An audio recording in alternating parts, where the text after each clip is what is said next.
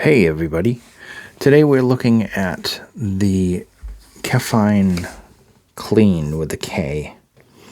This is a DLC diamond-like carbon, 10mm as expected, as everything that recently has come across my desk has been a 10mm with a few exceptions, like the expensive, the Duna one, that was a hybrid. So anyway, 20 to 20 kilohertz, 107 decibels. 32 ohms, 7.8 2-pin connector, 1.2 meters cable length, a 3.5 millimeter single-ended connector, and it is clean with a K.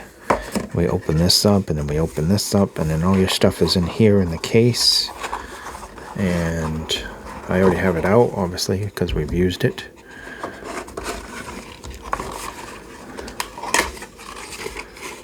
Let's go see what's in here. Manuals. And you get the tips right here.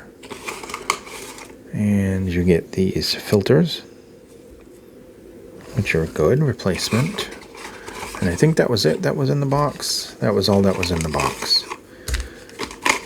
The filter thing, that's pretty good. Just in case they get clogged up or something. I'm going to just put that back in the box. Get that out of the way so we can get on with this. Put it right there. You get this nice case.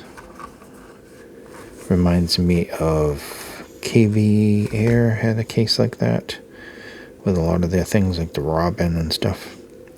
So there's the unit's metal. Very, very nice. Very nice quality cable.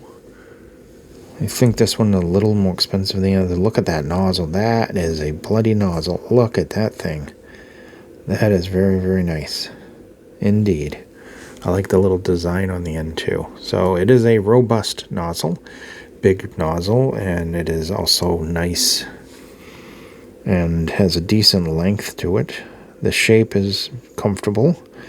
A little bit on the unique side. And there's a nice pattern there, which you probably can't see in this camera.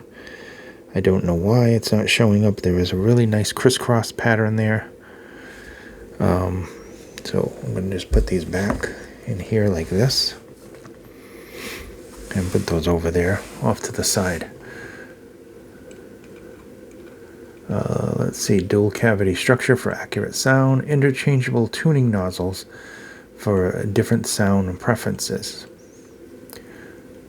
High quality silver plated copper wire. Metal injection housing for stable, long-lasting build quality. And we already went over those specs. Build quality on this, superb. Comfort on this, very, very good. Very, very good isolation. I don't think there should be any problems. It is slightly on the bigger side, so maybe smaller ears, maybe little hot spots. Stock cable is phenomenal. Looks really, really good. It's very good quality. I like that it has the interchangeable nozzles. Let's get into the overall sound of this. This one has some brightness to it, especially in the upper mid-range, depending on your volume and depending on your source. It does get a little spicy at the top. I'm just going to get over that right off the bat. It's not the most natural sounding. When it comes to certain things, it is a little bit of a metallic kind of ting to it. Still, very, very good overall sound quality. This one is roughly about $10 to $20 more than the other two. So it's kind of hard to recommend this over the Vivint or the AJA sound because this is more money, but you are getting a case. You are getting a top quality cable. So I don't know. It depends. It depends on your ears.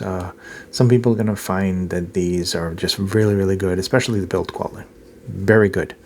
These are like $200 build quality, no problem. Looking at the chart on this one. Very Harman kind of following until we get to the end where it has a few spikes here and there when it comes to the thing. This one is V-shaped. and thus, the mid-range kind of gets the little bit of a recession there. Bass-wise, sub-bass and mid-bass, very good extension. I think both of them, have a decent impact there. I think that they're tight, controlled. I think that the bass in general is not the deepest bass. I think it's a quality bass with good control. But I think that the AJ sound a little better when it comes to bass, and I think the Kefine falls just a little short compared to the Vivint when we're talking about that. I think treble-wise, I think very good sparkle, some decent air, very well extended. Although it can be, treble-sensitive people, I would avoid this one because it can be a little too much when it comes to the extension. It's not the most natural sounding treble, but it does have some decent detail there. You can hear I was listening to Tool, and I could hear the bells and everything else. It sounded decent with this. Getting into the mid-range. Now, the mid-range, the lower type of the mid-range, there's not a lot of warmth there because of the bass. They're not as rich sounding as I would have liked. Very clear, more toward the thin sound, but they do have very good clarity. I think the upper mid-range, especially when it comes to like female vocals, has very good energy. It's forward, not the most weighty mids out there. I think that they're a little bit toward the colder side when it comes to the mids. Still, they're very decent at times. It depends on the music you're listening to. This one is definitely not well-rounded.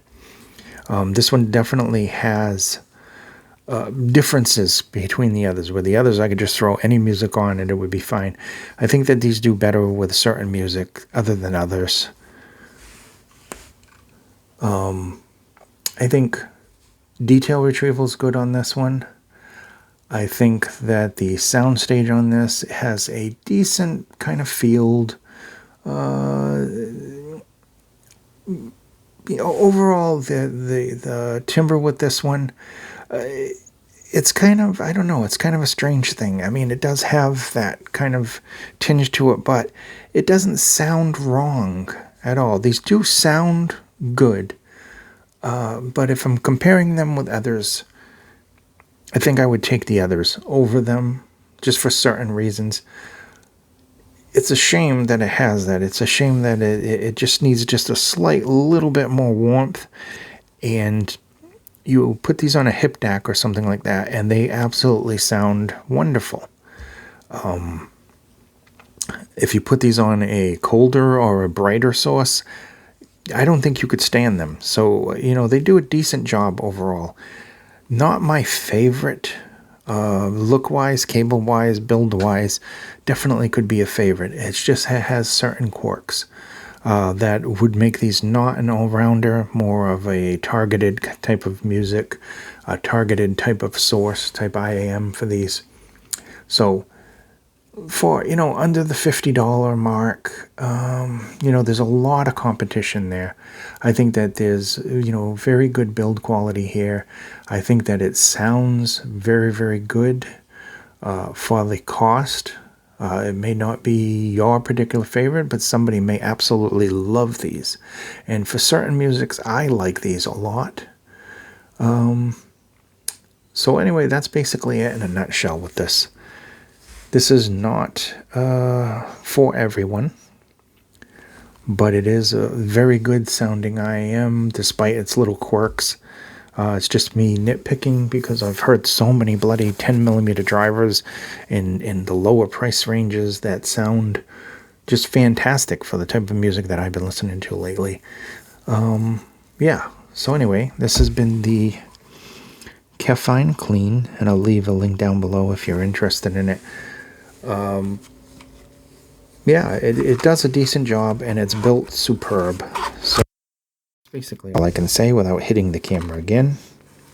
Thank you so much for watching. Be safe, and I will see you in the next video.